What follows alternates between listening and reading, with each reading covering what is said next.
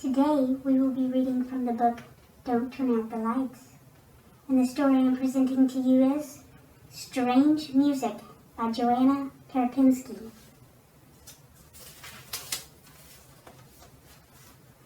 There once was a girl named Janine who was a very gifted cellist, but her parents did not have enough money to buy her an instrument of her own. She rented one at school, but it was a cheap, scratchy thing that never quite sounded right. So she saved her lunch money and collected lost coins from the couch cushions until at last she had enough to go to the music store down the street and purchase her very own cello. The man who owned the music shop was a luthier. That is someone who makes musical instruments. And he crafted beautiful cellos in his workshop in the back of the store. No one ever went into his workshop but him. He was said to have a secret method for making the best instruments with the most musical tones that he wouldn't dare share with anyone else. When Janine walked into his shop, the luthier came out to help her pick out her new cello from the rows of hand-carved instruments lining the wall.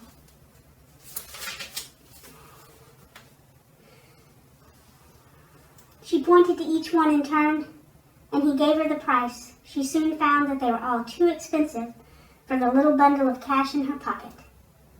She tried to hide the tears of disappointment that welled in her eyes as she gazed with great longing at the elegant cellos that now seemed far out of grasp. Eventually, the lutherer went into his workshop and came out with a cello of richly colored deep red wood. "I've just finished making this one," he told her, "and I will sell it to you for the amount in your pocket." Janine was overjoyed, and because it was the only thing she could afford, she handed over the money without delay. The luthier also gave her a brand new bow with midnight black hair, and as he handed it to her, he said, "This bow has special hair. I made it myself with my wife's help." Janine took it reverently, grateful to be given such a beautiful bow as this. Then the luthier picked up her new instrument, and as he handed it to her, he said, "This cello has special strings.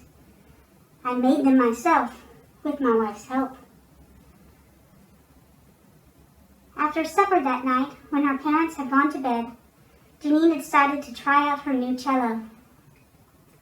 Eagerly, she touched the strings in the hard wooden body. The strings felt like catgut, which were made from the guts of animals like sheep or goats, the way that they were made in the olden times before the newer and more common method of using steel. How beautiful these traditional strings must sound. She began to play the melancholic strings of Beethoven's Fleur Elise, and indeed the strings made lovely, mournful harmonies. Beneath those harmonies, though, coming from the strings, she also heard a faint screaming that sounded like someone far away in desperate agony. She froze, listening for the source of the sound, but as soon as she stopped playing, the screaming also stopped. Believing, after straining to hear amid the silence, that she must have imagined it, she started to play again. But as the rich tones sang out from the cello, they rang again with blood-curdling screams that chilled her to her bones.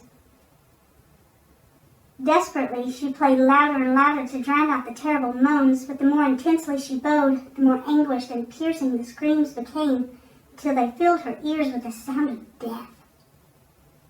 Trembling with fear, Janine let the bow slip from the strings, and the silence fell heavy around her. She plucked one of the strings, and with this musical twang came a sharp cry. The sound was so awful that Janine felt it vibrate in her nerve endings. She could not play, she realized, without being haunted by the screaming cello. In the following days, each time she tried again to play, she found herself terrified to pull the bow across the strings, terrified of the strange music it made. She left the cello alone, which saddened her parents, but she could not explain to them why she refused to play. Her life became quiet and somber without her music. It was like missing a limb or losing a beloved pet. But no matter how much she longed to let her fingers dance upon the strings, the horrible sounds that came from the cello were just too much to bear. Defeated, Janine finally decided to take the cello back to the music shop. When she got there, she found that the shop was closed. She knocked on the door, cupped her hands around her face to peer through the dark window, and knocked again. Then she ran up and down the street to the other shops to see if they knew where the luthier had gone, but they all shook their heads and shrugged. Finally, she went into the bakery, dragging her cello behind her. "Excuse me," she said to the woman behind the counter. "Do you know why the music shop is closed?" "Well, didn't you hear?" said the baker. "An awful thing. The luthier, he was arrested for murdering his wife. Her body was found in his workshop. Not only that," she continued, "but he was using her beautiful black hair to make his bows and her intestines to make the strings." Janine ran home with the image of the luthier's dead wife on her mind. She thought about lighting the cello on fire, but wondered if it would scream as it burned. Eventually, she got the bow re-haired at a music shop across town and changed the strings to new steel ones. And after that, the cello sang only the notes that she played. Her parents were overjoyed to hear the music in the house again, but she kept the original strings in a little box under her bed. When the trial was over, she was going to record a song to send to the luthier so that he would have something to listen to in jail.